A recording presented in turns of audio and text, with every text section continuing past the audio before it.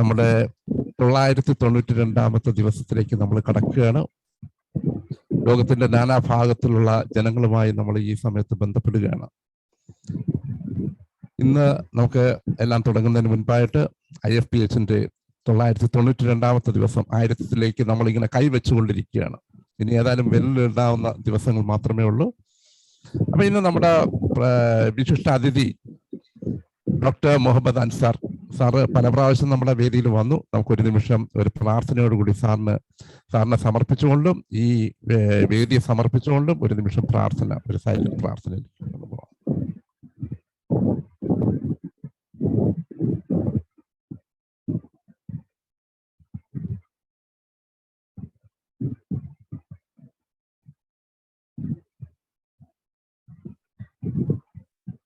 Thank you. ഡോക്ടറെ കുറിച്ച് പറയുകയാണെങ്കിൽ doctor Muhammad Ansar, chief physician, homeo medical trust, Perinjanam, Thrissur. Doctor കൂടുതലും കൈകാര്യം ചെയ്യുന്നത് ഹൃദ്രോഗ ചികിത്സയിലാണ്. ഡോക്ടർ കൂടുതലും വൈദഗ്ധ്യം നമുക്ക് അനുഭവപ്പെടുന്നത്. വിവിധ സംഘടനകളിൽ ധാരാളം തുടർ വിദ്യാഭ്യാസ ക്ലാസുകൾ എടുത്തിട്ടുള്ള വ്യക്തിത്വം. വിവിധ മാധ്യമങ്ങളിൽ നിരന്തരം പരിപാടികളും ലേഖനങ്ങളും അവതരിപ്പിച്ചിട്ടുണ്ട്. IHKയുടെ തൃശൂർ ജില്ലാ സെക്രട്ടറി, ക്യൂഫ സ്റ്റേറ്റ് ജനറൽ സെക്രട്ടറി എന്നീ നിലകളിൽ പലതവണ വെട്ടിത്തിളങ്ങിയ നേതാവ്. 2015 സ്വാമി ആതിരദാസ് അവാർഡ് ജേതാവ്. എല്ലാത്തിനും ഉപരിയായിട്ട് 32 വർഷത്തെ ചികിത്സാനുഭവങ്ങൾ. ഇതിൽ ഒരു പ്രത്യേകത എന്താണെന്ന് വെച്ചാൽ, ഹോമിയോ ഡോക്ടർമാരെന്ന് പറഞ്ഞു കഴിഞ്ഞാൽ അവരെല്ലാ രോഗങ്ങളും ചികിത്സിക്കുന്നവരാണ്. എന്നിരുന്നാൽ തന്നെയും ചില സ്പെഷ്യലൈസേഷൻസ്, ചില വേദികളിൽ ചില പ്രത്യേക അനുഭവങ്ങൾ അവർക്ക് കാണും. ആ അനുഭവങ്ങളെ കുറിച്ച് കൂടുതൽ പഠനങ്ങൾ നടത്തിയിട്ടുള്ള ഒരു ഡോക്ടറാണ്. വളരെ ഇൻട്രസ്റ്റിംഗ് ആയിട്ട്, വളരെ ആളെ കാണുന്ന പോലെ തന്നെ വളരെ താല്പര്യത്തോടു കൂടി നമുക്ക് അനുഭവ വേദ്യമാകുന്ന ഒരു ക്ലാസ് ആയിരിക്കും. സാറിന് ക്ഷണിക്കുകയാണ്, അൻസാർ സാറിനെ ക്ഷണിക്കുകയാണ്. സാറിന് തുടരാം. Thank you.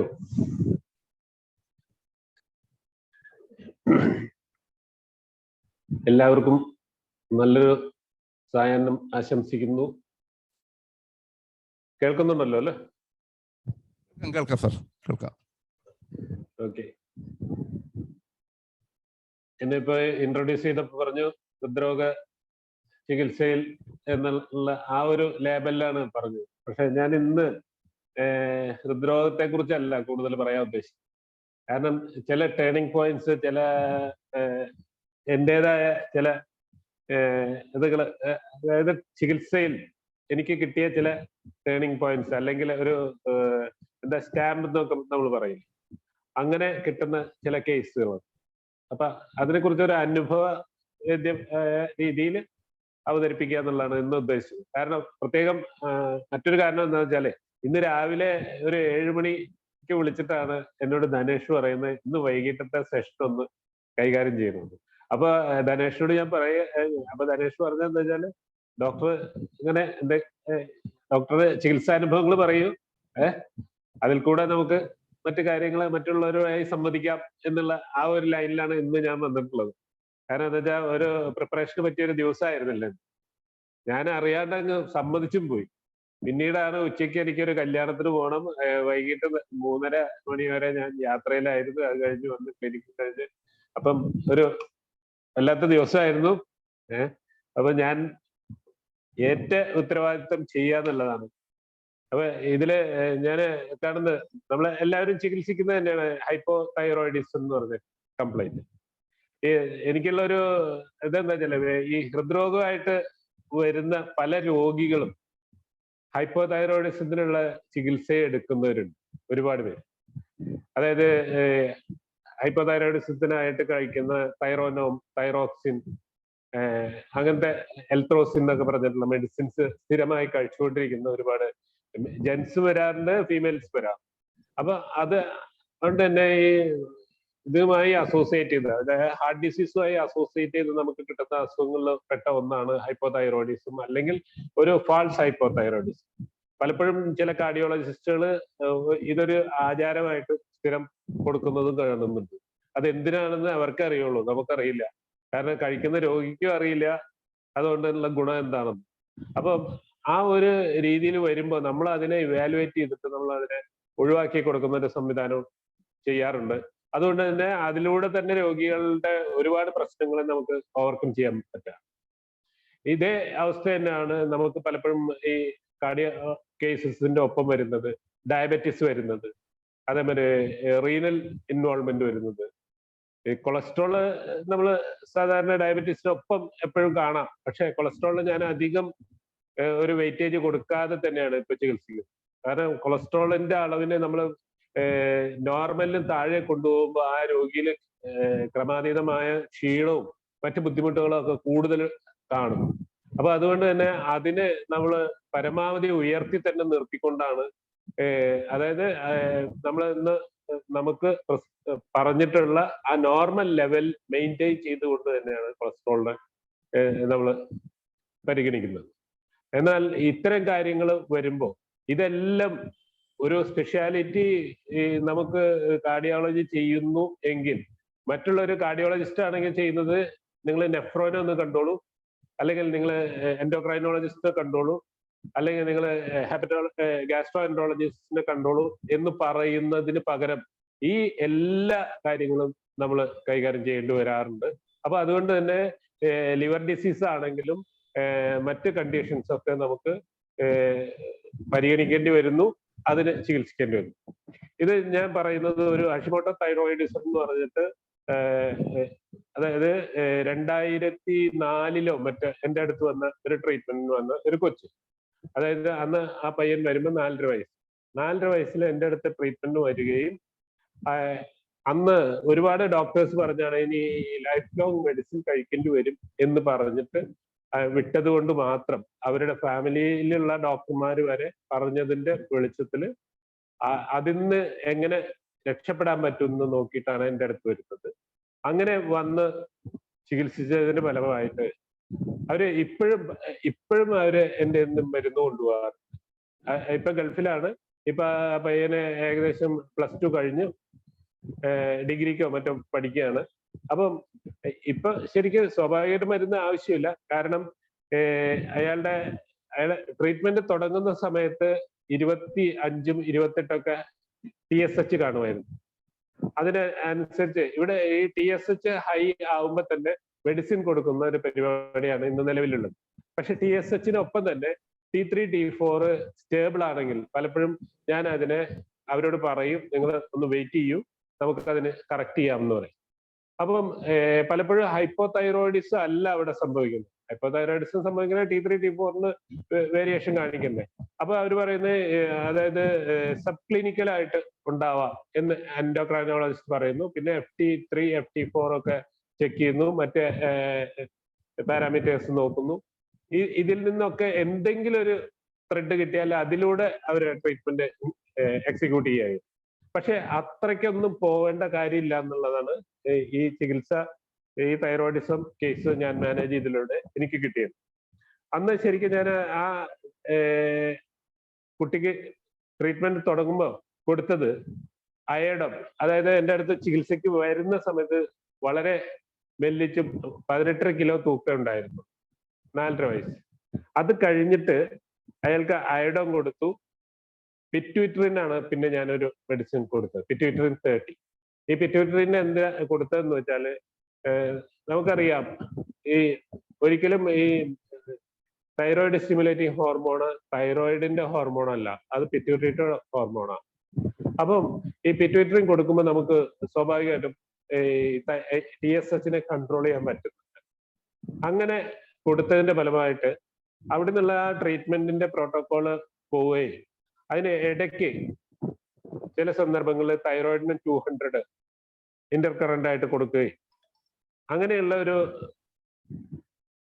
പ്രിസ്ക്രിപ്ഷനാണ് ഞാൻ കൊടുത്തത്.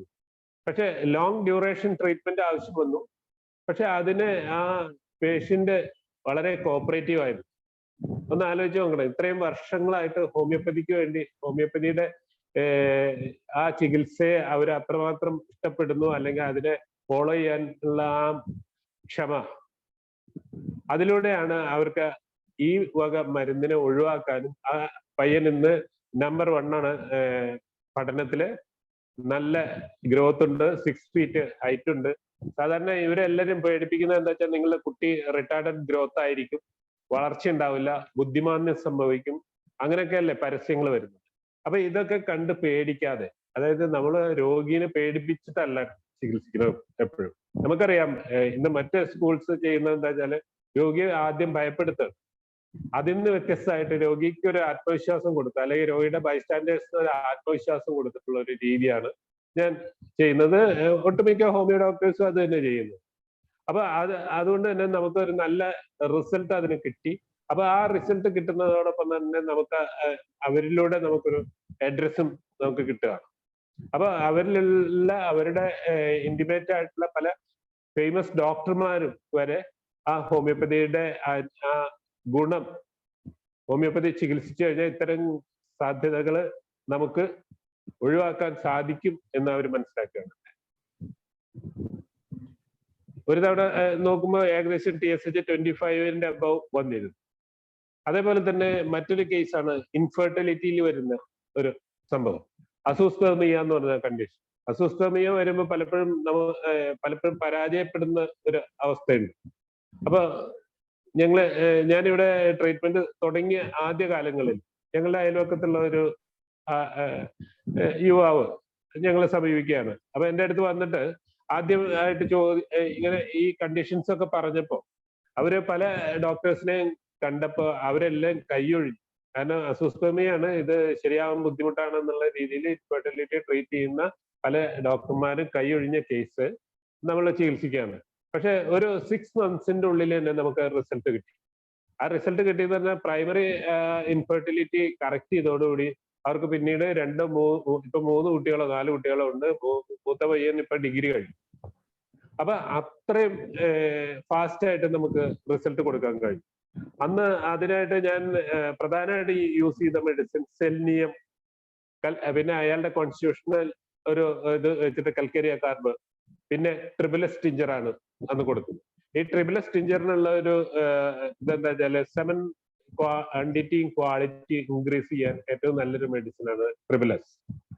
അതേപോലെ സെലിനിയം നമുക്കറിയാം, അത് സെലിനിയം പല രീതിയിലും ആക്ട് ചെയ്യുന്ന ഒരു മെഡിസിനാണ്. അപ്പൊ അങ്ങനെ ആ അസൂസ്പെർമിയ നമുക്ക് കറക്റ്റ് ചെയ്യാൻ പറ്റിയിട്ടുണ്ട്. അതുപോലെ ഒരു കേസല്ല, ഒന്നിൽ കൂടുതൽ കേസുകൾ കറക്റ്റ് ചെയ്യാൻ പറ്റിയിട്ടുണ്ട്. മറ്റൊന്ന് ഒളിഗോസ്പെർമിയ എന്ന് പറഞ്ഞ കണ്ടീഷൻ. ഈ ഒളിഗോസ്പെർമിയ കണ്ടീഷൻസ് കമ്പാരിറ്റീവ്ലി ബെറ്റർ ആണ് ചികിത്സിക്കാൻ. ഇങ്ങനെയൊക്കെ ആണെങ്കിലും ഫീമെയിൽ കണ്ടീഷൻസും പരിഗണിച്ചുകൊണ്ട് അവർക്കുള്ള ഒരു ട്രീറ്റ്മെന്റ് പ്രോട്ടോക്കോളും കൂടി ഇതിനൊപ്പം കൊടുക്കും. കാരണം ഒരിക്കലും ഒരാളുടെ, അതായത് ഇനി ഒരു കംപ്ലൈന്റ് ഇല്ലെങ്കിൽ പോലും പാർട്ട്ണർക്കും കൂടി ഒരു ട്രീറ്റ്മെന്റ് കൊടുക്കണം. കാരണം എന്താ വെച്ചാല് എന്റെ കുറ്റമാണ് അല്ലെങ്കിൽ അയാളുടെ കുറ്റമാണ് എന്നുള്ള ആ ഒരു ധാരണ രോഗിയിൽ വരാൻ പാടില്ല. അപ്പൊ രണ്ടുപേരും ഒരുപോലെ ഇതിന് ഉത്തരവാദിയാണ് എന്ന് മനസ്സിലാക്കിക്കൊണ്ട് വേണം ഉള്ള ഒരു ട്രീറ്റ്മെന്റ് ആണ് നമ്മൾ കൊടുക്കുന്നത്. അപ്പൊ ആ രീതിയിലാണ് രണ്ടുപേർക്കും ട്രീറ്റ്മെന്റ് വേണമെന്ന് പറഞ്ഞ് രണ്ടുപേരും വില്ലിങ് ആണെങ്കിൽ മാത്രമേ ഇൻഫെർട്ടിലിറ്റിക്ക് ട്രീറ്റ്മെന്റ് കൊടുക്കുകയുള്ളൂ. കാരണം എന്താ വെച്ചാല് അല്ലെങ്കിൽ അത് പിന്നെ കുടുംബകലഹത്തിന് കാരണമാവും. അപ്പൊ നമ്മളായിട്ടൊരു വിഷയം ഉണ്ടാക്കാൻ പാടില്ല. അപ്പൊ രണ്ടുപേര്, അത് ഇപ്പൊ പാരന്റ്സ് ആയിട്ട് വരികയാണെങ്കിൽ പോലും അവരോട് പറയും രണ്ടുപേർക്കും ട്രീറ്റ്മെന്റ് വേണം എന്നുള്ള ആ ഒരു കൺസെപ്റ്റില്.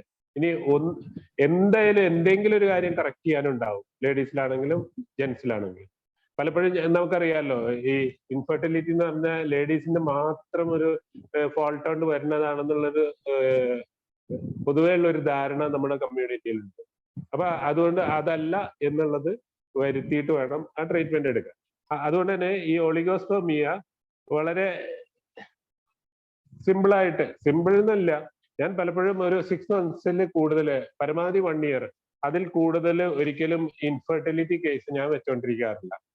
കാരണം അത് പറ്റുമെങ്കിൽ പറ്റും, ഇല്ലെങ്കിൽ വേണ്ട. അത് നമ്മൾ ടെസ്റ്റ് ചെയ്തിട്ട് ഏറെക്കുറെ നോക്കുമ്പോൾ ശരിയാവുന്നുണ്ട്. അപ്പൊ ഒരു കേസിൽ ഉണ്ടായത് എന്താ വെച്ചാല് അവര് ഒരു 10 years കല്യാണം കഴിഞ്ഞിട്ട് 10 yearsോളമായി, അത്യാവശ്യം ഇൻഫെർട്ടിലിറ്റി ക്ലിനിക്കുകളിലൊക്കെ പോയി എല്ലാവരും കൈവച്ച് അവസാനം അവര് നമ്മളെ ഒന്ന് പരീക്ഷിക്കാൻ വേണ്ടി വന്നതാണ്. അപ്പൊ പതുക്കെ സെമൻ കൗണ്ട് കൂടുന്നത് കണ്ടപ്പോ ഇങ്ങനെ സെമൻ കൗണ്ട് കൂടുന്നുണ്ടല്ലോ എന്നുള്ള കാര്യം പറഞ്ഞപ്പോ സോറി അദ്ദേഹം എന്നോട് പറഞ്ഞു ഇങ്ങനെ പലപ്പോഴും സംഭവിച്ചിട്ടുണ്ട്, പക്ഷെ അതുകൊണ്ടൊന്നും ഞങ്ങൾക്കൊരു ഗുണം ഉണ്ടായിട്ടില്ല എന്ന്. പക്ഷെ എന്തുണ്ടായിച്ചാ അങ്ങനെ പറഞ്ഞു പോയി ഒരു 15 ദിവസം കഴിഞ്ഞപ്പോ അവര് റിസൾട്ടുമായിട്ട് എന്റെ അടുത്ത് വരികയുണ്ടായി. ആ പേഷ്യന്റ് മാത്രമാണ് ഒരു പാക്കറ്റ് മിഠായി ആയിട്ട് എന്നെ വന്ന് കണ്ടത്. എന്നിട്ടും ആ കൺസീവ് ചെയ്തപ്പോ അടുത്തുള്ള ഒരു ഗൈനക്കോളജിസ്റ്റ് പറഞ്ഞു ഇത് വലിയ പ്രശ്നമാണ് എന്നൊക്കെ പറഞ്ഞ് അവരെ പേടിപ്പിച്ചു. എന്നിട്ട് സ്റ്റിച്ച് ഇടണം, അനങ്ങരുത്, എന്ത് പറഞ്ഞാലും അവര് മറ്റൊരു ഗൈനക്കോളജിസ്റ്റ് കണ്ടു. അവരുടെ നിർദ്ദേശപ്രകാരം ആ 9 months അനങ്ങാതെ ഒരു ഭാഗത്ത് കിടന്നു. നോർമൽ ഡെലിവറി കിട്ടി, ഒരു ആൺകുഞ്ഞിന് കിട്ടി. ഇപ്പൊ ആ കൊച്ച് എനിക്ക് തോന്നുന്നു ഒരു 25 years old ആയിട്ടുണ്ടാവും. അപ്പൊ അങ്ങനെ അത് കൊടുത്തു. അപ്പൊ അന്ന് ഞാൻ ഉപയോഗിച്ച പ്രധാനപ്പെട്ട മെഡിസിൻ ഇത് തന്നെയാണ്, നാട്രം മ്യൂറും അയഡം, പിന്നെ ജിൻസങ് ടിഞ്ചറാണ് അദ്ദേഹത്തിന് ട്രൈ ചെയ്തത്. അതിൽ നല്ല റിസൾട്ട് കിട്ടിയായിരുന്നു.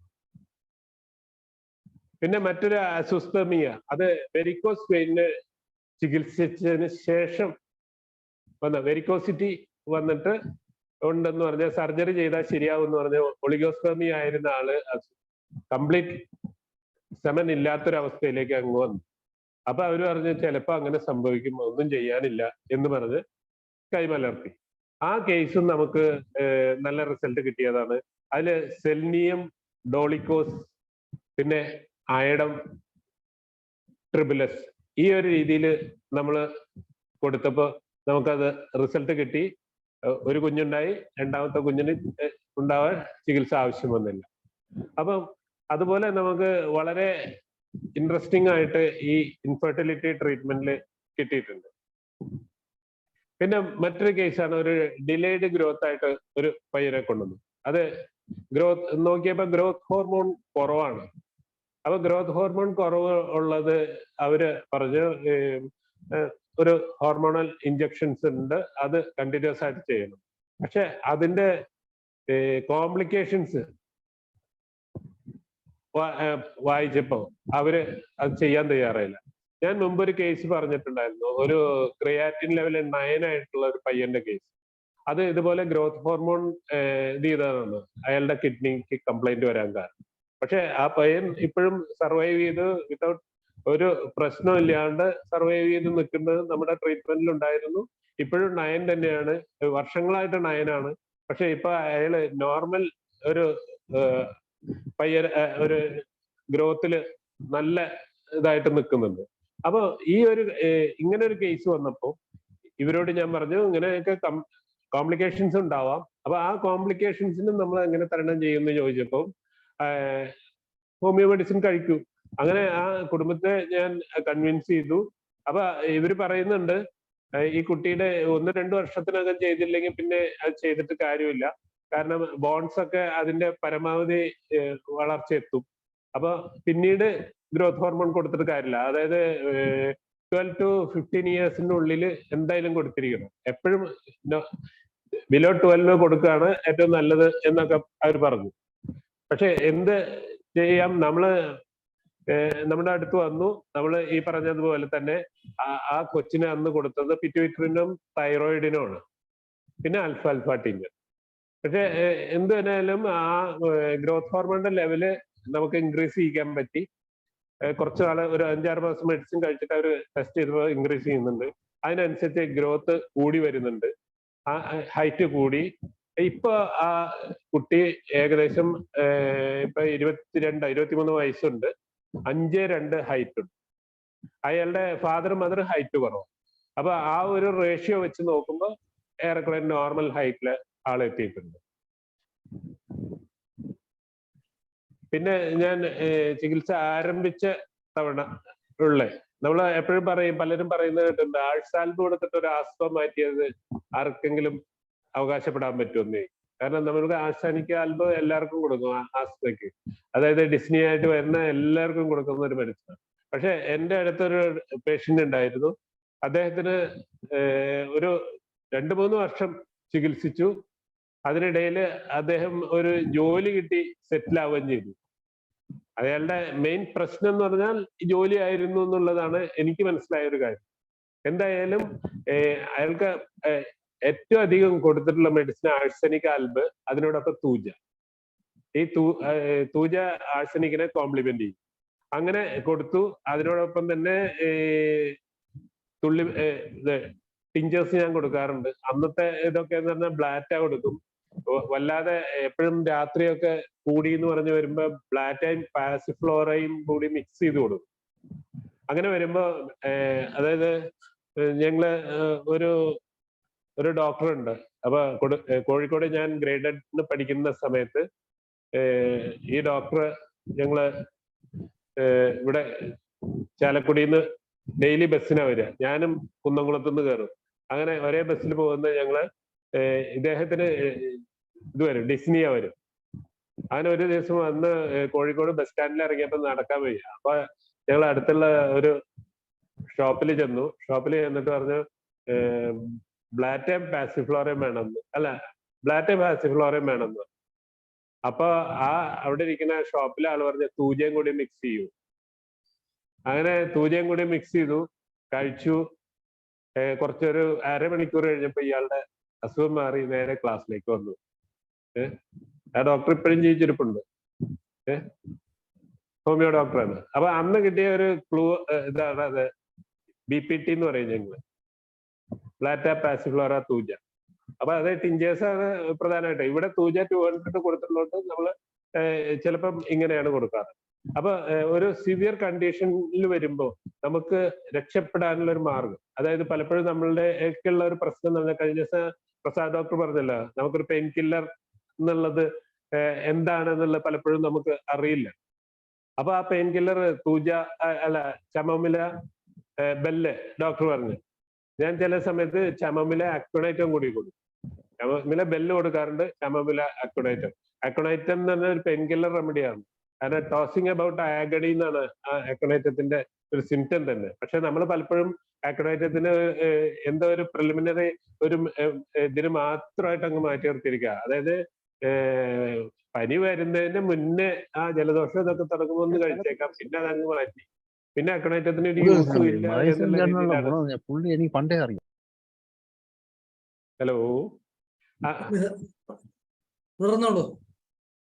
അപ്പം അങ്ങനെയുള്ള ഒരു ഇതാണ് ആക്വണൈറ്റത്തിനുള്ളത്. അപ്പൊ ഇതേപോലെ നമുക്ക് പെയിൻ കില്ലർ, പിന്നെ അന്ന് ഈ അമ്മിവിസ്നഗ പറഞ്ഞതും ഒരു പെയിൻ കില്ലർ എഫക്റ്റും കൂടി കിട്ടും, ഈ അമ്മിവിസ്നഗ ടിഞ്ചർ. അതും ഈ റീനൽ സ്റ്റോണിലും ഹാർട്ട് ഡിസീസിലൊക്കെ വരുന്ന, കാരണം അഞ്ചൈന, തുടർച്ചയായിട്ട് അഞ്ചൈന വരുന്ന കണ്ടീഷൻസിൽ അമ്മിവിസ്നഗ ടിഞ്ചർ കൊടുക്കുകയാണെങ്കിൽ നമുക്ക് അതിന് റിസൾട്ട് കിട്ടാറുണ്ട്. പിന്നെ ഇപ്പൊ ഈ അടുത്ത ദിവസം ഒരു മാസം മുന്നെയാണ് എനിക്ക് ഒരു റിസൾട്ട് കിട്ടിയത്. അതായത് ഒരു റീനൽ സ്റ്റോൺ വന്നായിരുന്നു. ഈ റീനൽ സ്റ്റോൺ എന്ന് പറഞ്ഞാല് ഏകദേശം സ്റ്റോണ് 2 സെന്റിമീറ്റർ വലിപ്പമുണ്ട്. അത് ഒട്ടും മോശമല്ലാത്ത ഡയമീറ്ററും എല്ലാം ഉള്ള ഒരു വലിയ സ്റ്റോണാണ്. പിന്നെ അത് കൂടാതെ മൾട്ടിപ്പിൾ സ്റ്റോൺസ് വേറെയുണ്ട്. അങ്ങനെയുള്ള ഒരു ഗൾഫിൽ നിന്നുള്ള ഒരു പേഷ്യന്റ് ആണ് എൻ്റെ അടുത്ത് വരുന്നത്. ഈ ഗൾഫിൽ നിന്നുള്ള പേഷ്യന്റ് എന്നെ വിളിച്ച്, കണ്ണൂരുള്ള ആളാണ്. അദ്ദേഹം എൻ്റെ അടുത്ത് വന്നു. അയാൾ വരാൻ കാരണം എന്ന് വെച്ചാൽ അയാളുടെ ഒരു സുഹൃത്ത് എൻ്റെ അടുത്ത് വന്നിട്ട് ഇങ്ങനെ സ്റ്റോൺ മാറിപ്പോയതായിട്ട് അയാളുടെ കയ്യിൽ റിപ്പോർട്ടുണ്ട്. അപ്പൊ അത് വെച്ചിട്ടാണ് എൻ്റെ അടുത്ത് വരുന്നത്. അപ്പൊ ഇത്രയും വലിയ സ്റ്റോൺ എന്ന് പറഞ്ഞാൽ ആദ്യത്തെ അനുഭവമാണ് എനിക്ക്. അപ്പം പലപ്പോഴും ട്രീറ്റ് ചെയ്തിട്ട് എനിക്ക് അത്ര റിസൾട്ട് കിട്ടിയിട്ടില്ല എന്ന് തന്നെ പറയാം. അപ്പൊ ഞാൻ ഒരു സംശയത്തില്, ഞാൻ ഒരു ഷുവർ ഇതൊന്നും കൊടുത്തില്ല. ഞാൻ പറഞ്ഞു, നിങ്ങളൊരു 3 months മരുന്ന് കഴിക്ക്, അത് കഴിഞ്ഞിട്ട് നമുക്ക് നോക്കാം. അങ്ങനെ 3 months മെഡിസിൻ കൊടുത്തു. 3 months മെഡിസിൻ കൊടുത്തപ്പോൾ ചെറിയൊരു മാറ്റം എന്നല്ലാതെ കാര്യമായിട്ട് വന്നില്ല. അപ്പോഴും അദ്ദേഹം എന്നെ വിടാൻ തയ്യാറില്ല. അപ്പൊ എന്തായാലും ഞാനത് ഒരു ചലഞ്ചായിട്ട് തന്നെ എടുത്തു. അപ്പം ഞാൻ ആദ്യം അതിന് കൊടുത്തത് ബെറിബെറിസും സ്വാഭാവികമായിട്ട് നമ്മൾ കൊടുക്കുന്ന ആ മെഡിസിൻസ് തന്നെയാണ് കൊടുത്തത്. പിന്നെ ഒന്നും കൂടി മനസ്സിരുത്തി ഇത് ചെയ്തപ്പം ഞാൻ അദ്ദേഹത്തിന് കൊടുത്തു കൽക്കേരിയ റീനാലിസും സരസപരില 30, പിന്നെ ലൈക്കോപോഡിയം 1 കൂട്ടത്തില് ഹൈഡ്രാഞ്ചിയ ടിഞ്ചർ. ഇങ്ങനെയുള്ള ഒരു പ്രിസ്ക്രിപ്ഷനാണ് കൊടുത്തത്. ഇവര് ഗൾഫിൽ പോകുന്ന ആളാ. അപ്പൊ ഒരു 3 months കഴിഞ്ഞ് അല്ലെങ്കിൽ 6 മാസത്തെ മെഡിസിൻ ഒക്കെ ഒരുമിച്ചാണ് ചോദിക്കുക. അപ്പൊ നമുക്ക് എപ്പോഴും ഈ ഫ്രീക്വന്റ് ആയിട്ട് മെഡിസിൻ ചേഞ്ച് ചെയ്യാനൊന്നും പറ്റില്ല. അത് ചേഞ്ച് ചെയ്യാൻ വേണ്ടി ആ ഒരു പാറ്റേണിൽ കൊടുത്താലും ശരിയാവുമെന്ന് എനിക്ക് അത്ര വിശ്വാസമില്ല. പക്ഷെ ഞാൻ കണ്ടിന്യൂസ് ആയിട്ട് തന്നെ ഈ മെഡിസിൻസ് കൊടുത്തു. 3 months കഴിഞ്ഞു. അദ്ദേഹം അവിടുത്തെ സ്കാൻ ചെയ്ത് റിപ്പോർട്ട് എനിക്ക് അയച്ചു തന്നപ്പോ അതില് വലിയ സ്റ്റോൺ ഒന്നും കാണുന്നില്ല. അതും CT എടുത്തിട്ടാണ് ഇത് ചെയ്തത്, അൾട്രാസൗണ്ട് അല്ല എടുത്തത്. അപ്പൊ അത്രയും പെർഫെക്റ്റ് ആയിട്ട് നമുക്ക് ഒരു റിസൾട്ട് ഇങ്ങനെ റീനൽ സ്റ്റോണിൽ ഇപ്പൊ ഈ അടുത്ത ദിവസം കിട്ടി. ഒരുപാട് റീനൽ സ്റ്റോണിന് നമുക്ക് റിസൾട്ട് കിട്ടിയിട്ടുണ്ട്. പക്ഷെ ഇത് ഒരു പ്രത്യേകം പറയാവുന്ന ഒരു കാര്യമായിട്ട് എനിക്ക് കിട്ടിയിട്ടുണ്ട്. ഇനി കൂടുതൽ ചോദ്യങ്ങളുണ്ടെങ്കിൽ ചോദിക്കാം. ഞാൻ കൂടുതൽ ഇന്ന് പറയുന്നില്ല. അപ്പൊ അതിലിടയ്ക്ക് ഒരു ഡോക്ടർ എനിക്ക് പേഴ്സണലി ഒരു ഇത് അയച്ചിട്ടുണ്ടായിരുന്നു. ആ ഡോക്ടർ ഇവിടെ ഉണ്ടാവും. അപ്പൊ ആ ഡോക്ടറുടെ പേര് ഒരു സെക്കൻഡ്, ഡോക്ടർ ജോബ് ഉണ്ടെങ്കിൽ ഒന്ന് ഹാൻഡ് റൈസ് ചെയ്യാം. അൺമ്യൂട്ട് ചെയ്യ ഡോക്ടറെ. ഡോക്ടർ ജോബ് അൺമ്യൂട്ട് ചെയ്ത് സംസാരിക്കൂ. ഓക്കെ.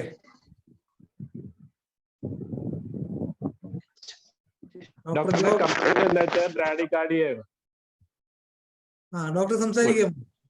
Wife complaint. എനിക്ക് ഒരു 2 മാസം മുമ്പ് നടക്കാൻ നമുക്ക് ശ്വാസം മുട്ടലും ഒക്കെ തുടങ്ങി. ഞാനൊരു ഹൈ ആൾട്ടിറ്റ്യൂഡ് ഏരിയയിൽ പോയായിരുന്നു, തവാങ്. അത് കഴിഞ്ഞ് തിരിച്ച് വന്നു കഴിഞ്ഞപ്പം നടക്കാനും ഒക്കെ വലിയ ബുദ്ധിമുട്ടായി. ശ്വാസം മുട്ടൽ തുടങ്ങി, കഫക്കെട്ടുണ്ടായിരുന്നു നല്ലപോലെ. അത് കുറച്ച് ഹൈ ആൾട്ടിറ്റ്യൂഡ് ഏരിയയിൽ പോയതിന്റെ കൂടെ ആയിരിക്കണം. അത് കഴിഞ്ഞ് ഞാൻ ഓക്സിജൻ ലെവൽ നോക്കി കഴിഞ്ഞപ്പോൾ, പൾസ് ഓക്സിമീറ്റർ വെച്ച് ഓക്സിജൻ ലെവൽ നോക്കി കഴിഞ്ഞപ്പം പൾസ് കുറയുന്നുണ്ട്. അതിന് പിന്നെ ഞാൻ മദ്രാസ് മെഡിക്കൽ മിഷനിൽ പോയി. ആദ്യം കാരിത്താസിൽ പോയി അവര് ട്രെഡ്മിൽ ചെയ്യണമെന്ന് പറഞ്ഞു. ട്രെഡ്മിൽ ചെയ്യാൻ പറ്റുന്ന കണ്ടീഷൻ അല്ലായിരുന്നു, ഞാൻ അത്രയുള്ള ഇതില്ലായിരുന്നു. അതുകൊണ്ട് മദ്രാസ് മെഡിക്കൽ മിഷനിൽ പോകാവുന്ന ഉദ്ദേശിച്ച് അവിടെ പോയി. അവിടുന്ന് ചെയ്തതിന് റിസൾട്ടാണ് ഞാൻ അയച്ചു തന്നത്. അത് കണ്ടായിരുന്നു. അപ്പൊ അവര് പറയുന്നത് പേസ് മേക്കർ വെക്കണമെന്നാ പറയുന്നത്. പേസ് മേക്കർ വെക്കാൻ 52 ഒക്കെ ഉണ്ടെങ്കിൽ വേണമെന്നില്ല. മാത്രമല്ല, നമ്മളുടെ മെഡിസിൻ കഴിച്ചു കഴിഞ്ഞാൽ കുറച്ചൊക്കെ ബെറ്റർ ആക്കി എടുക്കാൻ പറ്റും. പിന്നെ ഇപ്പോഴുള്ള ബുദ്ധിമുട്ടുകൾ കുറച്ചെടുക്കാൻ പറ്റും. ഇതില് പ്രധാനമായിട്ട് വേറൊരു കാര്യം, നേരത്തെ ഇത് വന്നിട്ടുണ്ട് അല്ലേ, ആന്റിനിവാൾ MI വന്നിട്ടുണ്ട് 2000. അതിൻ്റെതായ പ്രശ്നങ്ങളൊന്നും കൂടുതലൊന്നും സംഭവിച്ചിട്ടില്ല. ഇല്ല. ഇതില് പിന്നെ മൈൽഡ് അയോട്ടിക് വാൽവ് ലീക്ക് ഉണ്ട്.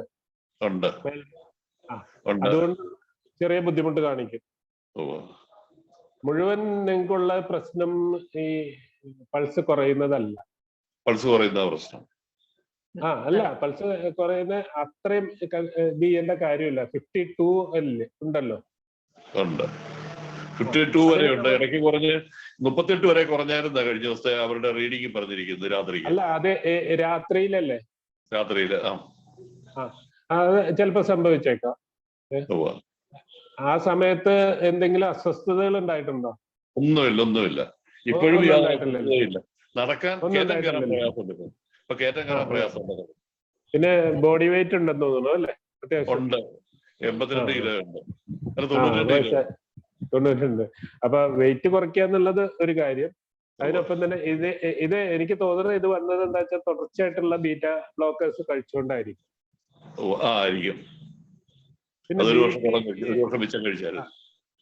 BP വല്ലാതെ കുറയ്ക്കേണ്ട കാര്യമില്ല. 2 തരം BP മരുന്ന് അവർ എഴുതിയിട്ടുണ്ട്.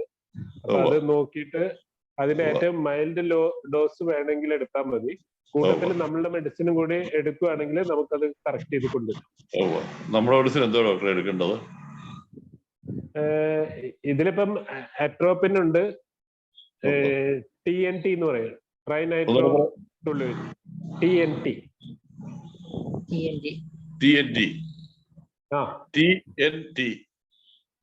ട്രൈനൈട്രോ ടുലുവിൻ. പിന്നെ വെറാട്രം ആൽബ് ഉണ്ട്. അപ്പൊ ഞാൻ ഡോക്ടർക്കുള്ള പ്രിസ്ക്രിപ്ഷൻ വേണമെങ്കിൽ ഞാൻ പിന്നീട് പറഞ്ഞുതരാം. ഞാൻ ഇപ്പൊ അതിന് പ്രോബബിൾ ആയിട്ട് വരുന്ന മെഡിസിൻസ് മാത്രമാണ് ഞാൻ ഇപ്പൊ പറഞ്ഞത്. പിന്നെ വരുന്ന അഡോണിസ് ഉണ്ട്. അഡോണിസ് എന്ന് പറഞ്ഞാല് പൾമനറി ആർട്ടറി ഹൈപ്പർ ടെൻഷൻ അങ്ങനെ എന്തെങ്കിലും നീർക്കെട്ട് അതുപോലെ എന്തെങ്കിലും വരുന്നുണ്ടെങ്കിൽ ഒഴിവാക്കും. പിന്നെ കിതപ്പും ഇത് ഓക്സിജൻ ലെവലും കുറയുന്നുണ്ടെങ്കിൽ അസ്പിഡോസ്പെർമ, അമോണിയം കാർബൺ, ഇത്രയും മെഡിസിൻസും കൂടി കൺസിഡർ ചെയ്തിട്ട് നമ്മൾ മെഡിസിൻ ഒരു സിംഗിൾ മെഡിസിൻ കൊണ്ടോ സിംഗിൾ ഡോസ് കൊണ്ടോ ഇതിനെ ഓവർകം ചെയ്യാൻ ബുദ്ധിമുട്ടാണ്. പറ്റില്ല എന്നുള്ളതാണ് എന്റെ വിശ്വാസം. ഇനി ആരെങ്കിലും ചെയ്യുന്നുണ്ടെങ്കിൽ എനിക്ക് അതിന് ഒരു ഒബ്ജക്ഷനും ഇല്ല. ഞാൻ ചെയ്യുന്ന മെത്തേഡല്ല എനിക്ക് പറയാൻ പറ്റുള്ളൂ. ചെറിയ തലവേദന ഉണ്ടായിരുന്നു, ഞാൻ ക്രിറ്റാഗസ് കഴിക്കുന്നുണ്ടായിരുന്നു. ഓ ഏതാ? ക്രിട്ടാഗസ്. പക്ഷെ ക്രിട്ടാഗസിന് ഇവിടെ വലിയ റോളില്ല. ഇത് വെച്ചാല് ഹാർട്ടിന്റെ പമ്പിങ്ങുമായിട്ട് ബന്ധപ്പെട്ടതല്ല. പിന്നെ വേറൊരു പ്രശ്നം എന്ന് പറഞ്ഞാൽ നിങ്ങൾക്കുള്ളത് ഹാർട്ട് ബ്ലോക്ക് ആണ്, അതുകൊണ്ടാണ് ഇത് വന്നിട്ടുള്ളത്. അപ്പൊ അതിനെ ഓവർകം ചെയ്യാനാണ് ഞാൻ പറഞ്ഞത് അട്രോപ്പിനൊക്കെ പറഞ്ഞത്. അട്രോപ്പിൻ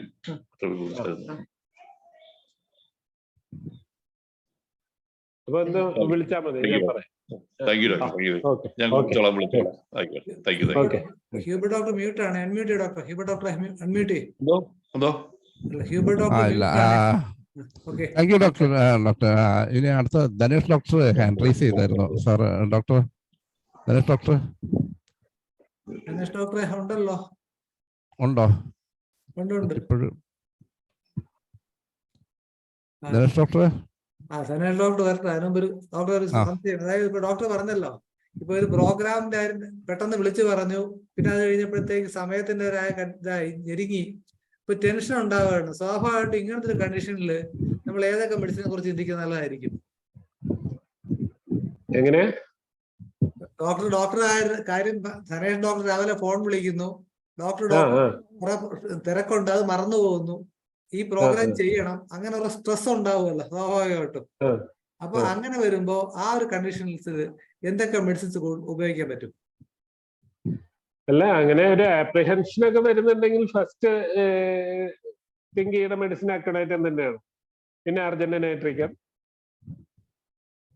അതുപോലെ മറ്റേതാ, പിന്നെ കൂടുതൽ ടെൻഷനൊക്കെ അവിടെ ഉണ്ടെങ്കിൽ അഡ്രിനാലിനൊക്കെ വേണമെങ്കിൽ ഒന്ന് ട്രൈ ചെയ്യാം. അത്രയ്ക്കൊന്നും ഞാൻ പക്ഷെ കൂടുതലായിട്ട് ആ ഒരു ലൈനിൽ ഞാൻ ചിന്തിച്ചിട്ടില്ല. അല്ല, കാരണം ഈ ഹോമിയോപ്പതിയുടെ ഒരു വലിയ ചോയ്സ് അല്ലെങ്കിൽ സാധ്യത അവിടെയാണല്ലോ. അതായത് സാധാരണ ഒരു മെഡിക്കൽ റിവ്യൂല് കാണാത്ത ഒരുപാട് കാര്യങ്ങൾ യഥാർത്ഥത്തിൽ പേഷ്യന്റ് പ്രോബ്ലം ഉണ്ടാക്കുന്നുണ്ട്, നമുക്ക് ചെയ്യാനും പറ്റും. അപ്പൊ ആ രീതിയിൽ ചിന്തിച്ചാൽ ഏതൊക്കെ മെഡിസിൻ ഡോക്ടർ ജയലളിത കറക്റ്റ് ജൽസീമിയം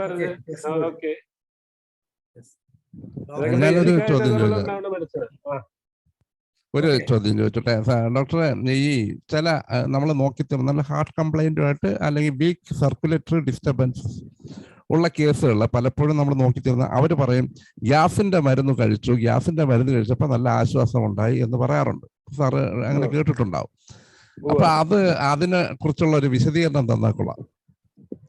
അല്ല, അതിനെ കുറിച്ചുള്ള വിശദീകരണം എന്ന് പറഞ്ഞാല് നമുക്ക് ഹാർട്ട് കംപ്ലൈന്റ് വരുമ്പോ ഇമ്മീഡിയറ്റ് ആയിട്ട് ഗ്യാസ്ട്രിക് ഡിസ്റ്റർബൻസ് അതിന് അസോസിയേറ്റ് ആയിട്ട് വരും. അതായത് severe heart condition, severe chest pain വരുന്ന പേഷ്യൻസിൽ കാണുന്നതാണ് വല്ലാതെ ഏമ്പക്കം വരിക. ഇങ്ങനെ ഭയങ്കര ശബ്ദത്തിലുള്ള ഏമ്പക്കം വരും. അതിനോടൊപ്പം തന്നെ ചിലപ്പോൾ നോസിയേഷൻ, അതുപോലെ തന്നെ വോമിറ്റിംഗ്. ഇതുണ്ടെങ്കിൽ ഉറപ്പായിട്ടും വിചാരിക്കുക ഇത് അതായത് ഹാർട്ട് ഡിസീസ് ആണ്, അല്ലെങ്കിൽ ഒരു MI ആണ്, ഇമ്മീഡിയറ്റ് ആയിട്ടുള്ള മെഡിക്കൽ എമർജൻസി ആണ്. ആ സമയത്ത് അതെ അതെ അതായിരിക്കണം അതിന്റെ ശരിക്കുള്ള സയന്റിഫിക് ഇത്. ആ നെർവ് സപ്ലൈ ആയിട്ടുള്ള കോർഡിനേഷൻ വരുമ്പോ സംഭവിക്കുന്നതായിരിക്കും. അടുത്ത ഡോക്ടർ സലീം കുമാർ ഡോക്ടർ സംസാരിച്ചോളൂ സാർ. ഡോക്ടർ അൺമ്യൂട്ട് ചെയ്യൂ. അൺമ്യൂട്ട് ചെയ്തില്ല. അൺമ്യൂട്ട് ചെയ്യൂ, ഞങ്ങൾ കേട്ടോട്ടെ. നമ്മുടെ മെഡിക്കൽ പല സിംറ്റംസും ഉണ്ടല്ലോ. ഈ heart pulsation shakes the body, അതിന്റെ ഹാർട്സിന്റെ പൾസേഷൻ പലയിടത്തും കേൾക്കാം. അത് ഏതൊക്കെ കണ്ടീഷനായിട്ട് ബന്ധപ്പെട്ടായിരുന്നു? അങ്ങനെ എന്താ അറിയാം? ആ രീതിയിൽ അങ്ങനെ ചിന്തിച്ചിട്ടുണ്ട്. പലപ്പോഴും നമ്മുടെ മെറ്റോണിക്ക് പലയിടത്തും പറഞ്ഞിട്ടില്ല. ഹാർട്സ് പൾസേഷൻ അങ്ങനത്തെ പേഷ്യൻസിനെ കിട്ടാറുണ്ട്. കാരണം വിസിബിൾ പൾസേഷൻ ആയിട്ട് ചെസ്റ്റില് വിസിബിൾ പൾസേഷൻ, പിന്നെ ശരിക്കും ഇങ്ങനെ നിൽക്കുന്ന രീതിയിൽ. അത് ഫ്ലട്ടറിങ് അല്ല, ഒരു കണ്ടീഷൻ ഫ്ലട്ടറിങ് എന്ന് പറഞ്ഞ കണ്ടീഷനാണ്. ഫ്ലട്ടറിങ് ഓഫ് ഹാർട്ട് എന്ന് പറഞ്ഞ കണ്ടീഷനാണ്. എന്താ പറയുക? ഒരു പേഷ്യന്റ് പറഞ്ഞേ അതിങ്ങനെ ഷോൾഡറിന്റെ അവിടെ എവിടേക്ക് വെക്കുമ്പോ അതിന് ഹാർട്ടിന്റെ പൾസേഷൻ ഫീൽ ചെയ്യാൻ പറ്റും എന്ന് പറഞ്ഞു. അപ്പൊ അന്ന് ഞാൻ എന്തൊക്കെയോ കഷ്ടപ്പെട്ട് നോക്കിയത് ഒരു മരുന്ന് കൊടുത്ത് അത് പിന്നീട് അവർ അതിനെ കുറിച്ച് മാറി, അത് മരുന്നുകൊണ്ട് മാറുകയാണെന്ന് എനിക്ക് പറയാൻ പറ്റില്ല. അവരങ്ങനെ വരുമായിരുന്നു പറഞ്ഞു. അപ്പൊ അപ്പോഴാണ് ഈ കാര്യമൊക്കെ ഓർത്തത്. അത് നമ്മളെ പത്തോളജി ആയിട്ട് കൂട്ടിയിണക്കിയിട്ടില്ല അല്ലേ? നമ്മളങ്ങനെ ഒരു സ്റ്റഡി ആരും അല്ല, പത്തോളജി ആയിട്ട് കൂട്ടിയിണക്കി പറയാൻ എനിക്കറിയില്ല. അല്ല ചോദിച്ചാൽ അത്ര, കാരണം റയർ കേസസ് ആണ് ഇങ്ങനത്തെ പേഷ്യൻസിനെ കിട്ടാറുണ്ട്. ഡോക്ടർ ഒരു ചോദ്യം ചോദിച്ചോട്ടെ. ഈ സാധാരണ ഏട്രിയൽ ഫ്ലട്ടറും ഫിബ്രിലേഷനും ഒക്കെ വന്നു തീർന്നതിന് ശേഷം നമ്മുടെ മെഡിസിൻ കൊടുത്തിട്ട് നോർമൽ ആവാറുണ്ട്.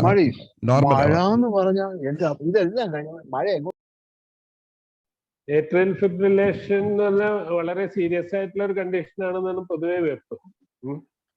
അതിനെ നോർമൽ ഇതിലേക്ക് കൊണ്ടുവരാൻ പറ്റും, പക്ഷെ നമ്മുടെ അടുത്ത് അതിനുള്ള മെഡിസിൻസും ഉണ്ട്. പക്ഷെ പേഷ്യൻസ് എത്രമാത്രം അതിനെ കോപ്പറേറ്റ് ചെയ്ത് നിൽക്കും എന്നുള്ളതാണ്. അങ്ങനത്തെ ഒരു കേസ് പറയാനായിട്ട് ഇപ്പൊ എന്റെ അടുത്തില്ല. ഇപ്പൊ ലാസ്റ്റ് എനിക്ക് ഒരു പെരിക്കാർഡൈറ്റിസ് ആണ് കിട്ടിയത്, ഒരു കണ്ടീഷൻ. അതായത് പെരിക്കാർഡൈറ്റിസ് ഒന്നും നമുക്ക് ട്രീറ്റ് ചെയ്യാൻ പറ്റില്ല. അവര് ഭയങ്കരമായിട്ട് ഹോസ്പിറ്റലുകാര് പേടിപ്പിക്കുന്ന ഒരു സംഭവമാണ്. അങ്ങനെ പേടിപ്പിച്ച ഒരു പേഷ്യന്റ് എന്റെ അടുത്ത് ഒരു 10-15 വർഷം മുന്നേ വന്ന ഒരു പേഷ്യന്റ് ഈ പെരിക്കാർഡൈറ്റിസ് വന്നപ്പോ ഈ ഹോസ്പിറ്റലിൽ നിന്നുള്ള ഭയങ്കരമായ പ്രശ്നം, അതിനോടൊപ്പം വാൽവ് ഇമ്മീഡിയറ്റ് ആയിട്ട് മാറ്റി വെക്കണം എന്ന് പറഞ്ഞിട്ട് അവരുള്ള പ്രഷർ വന്നപ്പോൾ അവര് ഓർത്തത് തന്നെയാണ്. അങ്ങനെ അവര് ഹോസ്പിറ്റലിൽ വഴക്കുണ്ടാക്കി പുറത്തു കിടന്നു. അതായത് ICUവിൽ പോലും കിടക്കാൻ. എന്നിട്ട് എന്നെ ഇവിടെ വന്ന് വിളിച്ച് വീട്ടിൽ കൊണ്ടുപോയി, അതായത് പറവൂരുള്ള ഒരു കേസ് വിളിച്ചു കൊണ്ടുപോയി കണ്ടു, ട്രീറ്റ്മെന്റ് എടുത്തു, ആള് നോർമലായിട്ട് പോകുന്നു. അപ്പം അത്തരം കേസുകളൊക്കെ നമുക്ക് കിട്ടുന്നുണ്ട്. കോവിഡ് വന്നതിന് ശേഷം ഇതിന്റെ ആ രീതിക്ക് പെരിക്കാർഡൈറ്റിസ് അങ്ങനെ ഡോക്ടർ അനുഭവം ഉണ്ടായിട്ടുണ്ടോ? കോവിഡ് വന്നിട്ട് ഇപ്പൊ 2-3 കേസ് വന്നിട്ടുള്ള ഒന്ന് ഒരു സ്ട്രോക്ക് ആയിരുന്നു. അത് കോവിഡിന് ശേഷം ഒരു ഭാഗം തളർന്നു പോയ ഒരു 38 വയസ്സ് പ്രായമുള്ള ഒരാള് എൻ്റെ അടുത്ത് ട്രീറ്റ്മെന്റ് വന്നിട്ടുണ്ട്. പിന്നെ ഒരു ഹാർട്ട് കംപ്ലൈന്റ്, അതായത് കോവിഡിന് മുമ്പ് അയാളുടെ ഇജക്ഷൻ ഫാക്ടർ 70 ഉണ്ടായിരുന്നു. കോവിഡ് വന്നതിന് ശേഷം ആള് പെട്ടെന്ന് അങ്ങോട്ട് ഇതായി, അത് നോക്കുമ്പോൾ ഇജക്ഷൻ ഫാക്ടർ 20-25 ആയി. മാത്രമല്ല പിന്നെ ഗ്ലോബൽ ഹൈപ്പോകൈനേസിയ എന്ന് പറഞ്ഞ കണ്ടീഷൻ. ഗ്ലോബൽ ഹൈപ്പോകൈനേസിയ എന്ന് പറയുമ്പോൾ ടോട്ടലി ഹാർട്ട് വാൾസ് കറക്റ്റ് ആയിട്ട് മൂവ്മെന്റ് ഇല്ലാത്തൊരവസ്ഥ വന്നു. പിന്നെ കൂട്ടത്തിൽ തന്നെ ഇതുണ്ടായിരുന്നു, മറ്റേ വാൽവുലാർ കംപ്ലൈന്റും കാണിച്ചു. അങ്ങനത്തെ ഒരു കേസ്, അതും ഒരു 40 ഇയേഴ്സേ ഉള്ളൂ. ഒരു ബിസിനസ് മാനാണ് എറണാകുളത്ത്. അദ്ദേഹം നല്ല ഒബേസുമാണ്, നല്ല തടി. പക്ഷെ എൻ്റെ അടുത്ത് വന്നു, ഒരു മാസത്തെ ട്രീറ്റ്മെന്റ് കൊണ്ട് തന്നെ ഏറെക്കുറെ 35 എന്നുള്ള കണ്ടീഷനിലേക്ക് കൊണ്ടുവന്നു ഇജക്ഷൻ ഫാക്ടർ. മാത്രമല്ല ആളെ ഇപ്പൊ നോർമൽ ലൈഫ് മെയിൻറ്റെയിൻ ചെയ്ത് പോകുന്നുണ്ട്. അപ്പോ ഒരു 1 ഇയറിൽ കൂടുതലായി. അത് കോവിഡിന് ശേഷം കണ്ടിട്ടുള്ളൊരു ഇതാണ്. Thank you sir. ഇനി അടുത്ത doctor Bhagyalakshmi. Doctor Bhagyalakshmi doctor, ഒരു സംശയം ചോദിക്കാൻ വേണ്ടിയിട്ടാണ്. ഏട്രിയൽ ഫിബ്രിലേഷന്റെ കാര്യം പറഞ്ഞല്ലോ, അതിന് നമ്മൾ പെട്ടെന്ന് കൊടുക്കാവുന്ന മരുന്ന് എന്തൊക്കെയാണ്? അല്ല, ഞാൻ പറഞ്ഞില്ലേ, ഈ ഏട്രിയൽ ഫിബ്രിലേഷന് ഏറ്റവും കൂടുതൽ യോജിച്ചു വരുന്നത് നമ്മളെ ഈ ടാക്കിക്കാർഡിയ ഉണ്ടാവുമ്പോൾ കൊടുക്കാവുന്ന മെഡിസിൻസ്. ഈ ടാക്കിക്കാർഡിയ ഇപ്പൊ ഞാൻ നേരത്തെ ഒരു TNT പറഞ്ഞില്ലേ, TNT പറഞ്ഞ് 2 കണ്ടീഷനിലും ഒരുപോലെ ഉപയോഗിക്കാൻ പറ്റുന്ന മെഡിസിൻ. ബ്രാഡികാർഡിയയ്ക്കും പറ്റും, ടാക്കിക്കാർഡിയക്കും പറ്റും. ആ അതുപോലെ തന്നെ ഇപ്പം അട്രോപ്പിൻ പറഞ്ഞില്ലേ, ആ ബെല്ല് പറ്റും, അട്രോപ്പിൻ പറ്റും. ആ പിന്നെ വരുന്നത് ആളുടെ കണ്ടീഷൻസ് നോക്കിയിട്ടാണ് മറ്റ് ഇതുകള് നമുക്ക് പറയാൻ പറ്റുള്ളൂ. എനിക്ക് ഞാൻ ചോദിച്ചത് എന്താന്ന് വെച്ചാൽ എന്റെ വീട്ടിൽ എന്റെ ചേച്ചി ഏട്രിയൽ ഫിബ്രിലേഷന്റെ ആളാ. പലപ്പോഴും രാത്രി എടുത്തോണ്ട് പോകേണ്ട അവസ്ഥകൾ ഉണ്ടായിട്ടുണ്ട്. അവസ്ഥ പിന്നെ വെറാട്രം ആൽബ് ഞാൻ നേരത്തെ പറഞ്ഞു, വെറാട്രം ആൽബ്. ആ 3 മെഡിസിൻ അഡോണിസും ഇത് 4 നോക്കുന്നതിനെ പറ്റി. അഡോണിസ് പൊതുവെ ആ ഒരു ഹാർട്ട് ടോണിക് ആണത്. അതായത് ഡയോററ്റിക് ആയിട്ട് എഫക്ട് ചെയ്യും, ഡയോററ്റിക് എഫക്ട് കിട്ടും. അതാണ് അഡോണിസിനുള്ള ഗുണം. രണ്ട് പ്രാവശ്യം ഇതുമായിട്ട് ഹോസ്പിറ്റലിൽ പോകേണ്ടി വന്നു. അപ്പൊ ഇനിയിപ്പോ ഒന്നുമില്ലെങ്കിലും തുടക്കത്തിൽ തന്നെ നമ്മള് മെഡിസിൻ ഒക്കെ കൊടുക്കാറുണ്ട് സിംറ്റം അനുസരിച്ച്, എന്നിട്ട് കൊണ്ടുപോകണം. എങ്കിൽ ഇതാകുമ്പോ പെട്ടെന്ന് എടുത്തോണ്ട് പോകേണ്ടി വരുന്ന ഒരു അവസ്ഥയാണല്ലോ. പക്ഷെ ഇതില് ആ പേഷ്യന്റ് ഒന്ന് ഹോമിയോപ്പതിയെ ഒന്ന് വിശ്വസിക്കണം, അങ്ങനെയാണെങ്കിൽ തുടർച്ചയായിട്ട് ആ മെഡിസിൻസ് കൊടുത്താൽ. പിന്നെ ഒരു കാര്യം പറയാം, ഒരു ഡോസോ ഒരു ദിവസമോ കൊടുത്തോണ്ടൊന്നും ഓരോ സാർ ഞാൻ കൊടുത്തോണ്ടിരിക്കുവാണ് നമ്മുടെ മരുന്നിൽ തന്നെ. അത് തന്നെയാണ് ഇഷ്ടവും. മറ്റേത് പോവാൻ ഒരു ഇഷ്ടവും ഇല്ല. പിന്നെ ഈ എമർജൻസി എന്റെ അടുത്ത് ചെറായിന്ന് വരുന്ന ഒരു പേഷ്യന്റ് ഉണ്ട്. അവർക്ക് ഇപ്പം തുടർച്ചയായിട്ട് മെഡിസിൻ കൊടുത്തു തുടങ്ങിയപ്പോ ഒരു നോർമലാ. ഇപ്പൊ നോർമൽസി പോവുക. എന്നാലും കഴിഞ്ഞ 2 ആഴ്ച മുമ്പ് ഒരു ഇത്തിരി ബുദ്ധിമുട്ടുണ്ടായിരുന്നു. പിന്നെ അന്നെന്തായാലും ഹോസ്പിറ്റലിൽ കൊണ്ടുപോയില്ല, ഞാൻ തന്നെ മാനേജ് ചെയ്ത്. പിന്നെ നമ്മുടെ നമുക്ക് സമയത്തിന്റെ ഡോക്ടർ ധനേഷ് ഡോക്ടർ സംസാരിച്ചോളൂ. ഡോക്ടർ വളരെ വേഗത്തിൽ അറേഞ്ച് ചെയ്താണെങ്കിലും അത് വളരെ ഗംഭീരമാക്കി. അതുകൊണ്ടാണ് ഈ നമ്മളിങ്ങനെ പറയുന്നത്. കാരണം ദിവസവും ചികിത്സയിൽ ഇരിക്കുന്ന ആൾക്കാർക്ക് പറയാൻ ഒത്തിരി കഥകളുണ്ടാകും. അതില് നമ്മള് തൊട്ട് പലതും മാത്രമേ പറഞ്ഞിട്ടുള്ളൂ. അപ്പൊ ഇങ്ങനെ പറയുമ്പോഴാണ് ഒത്തിരി ശരിക്കുള്ള ഒരു ഹോമിയോപ്പതി ഡോക്ടറുടെ മുഴുവൻ വശങ്ങളും നമുക്ക് കാണാൻ പറ്റും. ആദ്യകാല ചികിത്സയും അതിൽ നിന്ന് സ്പെഷ്യലൈസേഷനിൽ വന്ന കാര്യങ്ങളും എല്ലാം എന്തായാലും വളരെ ഗംഭീരമായി തന്നെയാണ് പോയത്. യാതൊരു പ്രിപ്പറേഷനും വേണ്ട എന്നുള്ളത് ചൂണ്ടിക്കാണിക്കുന്ന മറ്റുള്ളവർക്കും ഇത് അനുകരിക്കാവുന്നതാണ്.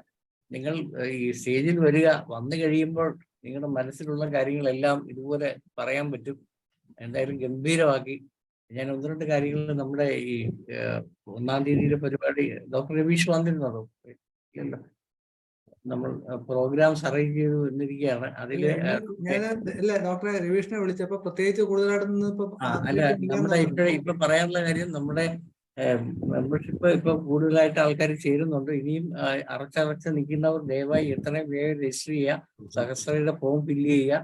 അതുപോലെ തന്നെ നമ്മുടെ കേന്ദ്രത്തിൽ നിന്ന് ഡോക്ടർ അനിൽ പുരാന വരുന്നുണ്ട്. അതുപോലെ തന്നെ അവിടുന്ന് വേറെയും 1-2 പേര് വരാൻ സാധ്യതയുണ്ട്. തീർച്ചയായും നമ്മൾ ഉദ്ദേശിച്ച രീതിയിൽ തന്നെ കാര്യങ്ങൾ മുന്നോട്ടിരിക്കുകയാണ്. ഡയറക്ടറെ ഇന്ന് വിളിച്ചിരുന്നു. അപ്പൊ ഡയറക്ടർ വരാനുള്ള സന്നദ്ധത കാണിച്ചിട്ടുണ്ട്. വേറെ 1-2 പരിപാടികൾ അതേ ദിവസം ഉണ്ടെന്ന് പറഞ്ഞിട്ടുണ്ട്. എന്നിരുന്നാലും ഇതിൽ പങ്കെടുക്കുന്നതിനുള്ള ശ്രമം നടത്തിക്കൊണ്ടിരിക്കാന്ന് പറഞ്ഞു.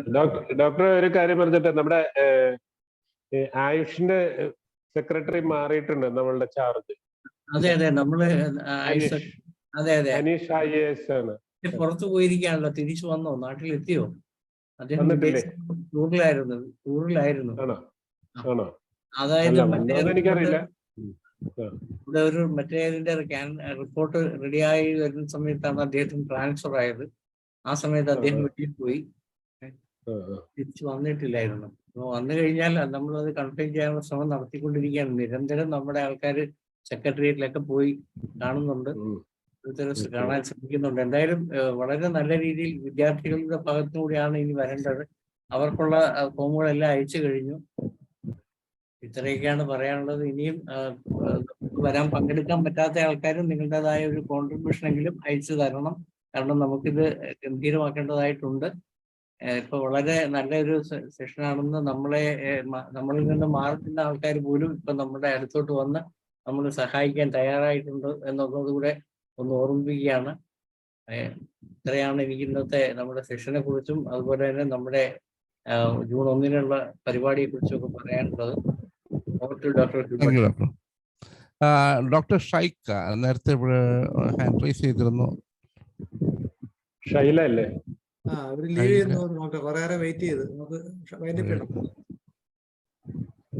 ഇന്നത്തെ ദിവസം ഡോക്ടർ മനോജ് ഡോക്ടർ താങ്ക്സ് പറഞ്ഞോളൂ. Vote of thanks. എന്തായാലും വളരെ നല്ലൊരു പ്രസന്റേഷൻ ആയിരുന്നു. മാത്രമല്ല ഈ സനേഷ് ഡോക്ടർ ഈ പറയും പോലെ പെട്ടെന്ന് വിളിക്കുമ്പോൾ നല്ലതാണെന്ന് വെച്ചാൽ എനിക്ക് യോജിപ്പില്ല. എന്നിരുന്നാൽ കൂടി ഇത്രയും പെട്ടെന്ന് സന്നദ്ധത IFPH അല്ലെങ്കിൽ ഈ അറിവ് പകരാനുള്ള ഒരു സന്നദ്ധത ഇത്രയും തിരക്കുള്ളവര് ഇത്രയും കൃത്യമായിട്ട് ചെയ്യുന്നുള്ള അപാരമാണ്. എനിക്ക് തോന്നുന്നു ഈ ഒരു പൊട്ടൻഷ്യല് വേറൊരു പ്രൊഫഷണൽ കാണാൻ എനിക്ക് തോന്നുന്നില്ല. കാരണം അത്രത്തോളം വെറൈറ്റി ഹോമിയോപ്പതിക്ക് ഉണ്ട് എന്നുള്ളതുകൊണ്ടാണ്. ഉജ്ജ്വലമായ പ്രസന്റേഷൻ ഇതിൽ പങ്കെടുത്ത എല്ലാവർക്കും IFPHന്റെ പേരിൽ നന്ദി പറയുന്നു. Thank you doctor Ansar sir.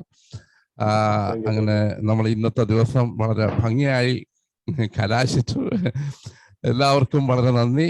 Doctor അൻസാറിന് പ്രത്യേകം നന്ദി.